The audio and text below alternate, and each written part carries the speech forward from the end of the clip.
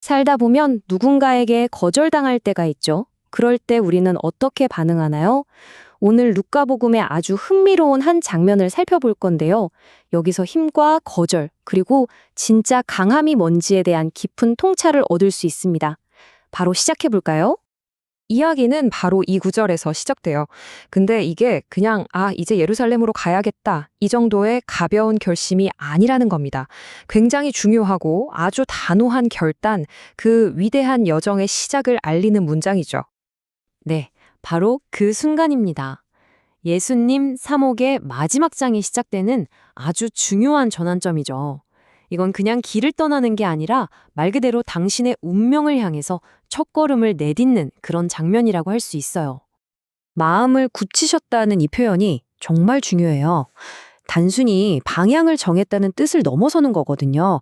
앞으로 닥칠 고난, 죽음, 그리고 부활까지 이 모든 걸 포함하는 구원이라는 당신의 사명을 완수하기 위해 어떤 일이 있어도 흔들리지 않겠다는 그런 굳은 의지를 보여주는 겁니다.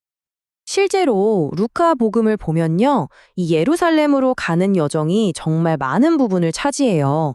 그만큼 이 여정이 루카 복음 전체 이야기에서 얼마나 핵심적인지를 알 수 있는 대목이죠.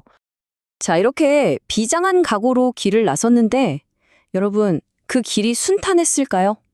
당연히 아니었겠죠. 시작부터 바로 첫 번째 시련이 닥칩니다.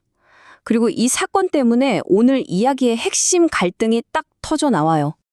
예수님께서 먼저 제자들을 사마리아의 한 마을로 보내서 준비를 좀 시키려고 하셨어요. 그런데 마을 사람들이 예수님 일행을 받아주지 않는 겁니다. 거절한 거죠. 왜 그랬을까요? 이유는 간단했어요. 예수님 일행이 예루살렘으로 가고 있었기 때문이에요. 당시 유다인하고 사마리아인들 사이에는 정말 오래되고 깊은 감정의 골이 있었거든요. 그러니 예루살렘 성전을 향해 가는 유다인을 환영할 리가 없었던 거죠. 그런데 여기서 우리가 그냥 넘어가면 안 되는 게 있어요. 이 사마리아에서의 작은 거절이 사실은 그냥 일회성 사건이 아니라는 겁니다. 이건 앞으로 예루살렘에서 예수님이 겪게 될 훨씬 더 크고 최종적인 거절, 그 배척의 예고편 같은 거예요. 일종의 복선이죠. 자, 스승이 이렇게 문전박대를 당하는 걸 본 제자들은 기분이 어땠을까요? 이제 제자들의 반응을 한번 살펴볼 텐데요. 정말 아주 즉각적이고 불같고 어떻게 보면 굉장히 인간적인 반응이 튀어나옵니다. 와, 정말 충격적이지 않나요? 제자인 야고보와 요한이 예수님께 이렇게 묻습니다. 주님, 그냥 하늘에서 불을 내려서 저 사람들 다 태워버릴까요? 이 한마디에 제자들이 이 상황을 어떻게 보고 있는지, 그들의 생각이 어떤지가 그냥 다 드러나는 거죠. 바로 이 지점에서 제자들이 예수님의 길이 어떤 길인지, 제자가 된다는 게 뭔지, 정말 근본적으로 오해하고 있었다는 게 확 드러나는 거예요. 제자들은 이렇게 생각했던 거예요. 우리에겐 하느님께 받은 힘이 있는데 우리를 무시해? 그럼 그 힘으로 복수해야지. 본때를 보여줘서 존경과 권위를 얻어내야지. 모욕에는 즉각적인 심판이 따라야 한다고 본 거죠. 결국 하느님의 힘을 자신의 분노와 복수심을 푸는 데 쓰려고 한 겁니다. 자, 이렇게 불같이 화를 내는 제자들을 보고 예수님은 어떻게 반응하셨을까요? 여기서 예수님이 보여주시는 모습이 제자들의 생각과 얼마나 다른지 그 길의 차이가 선명하게 드러납니다.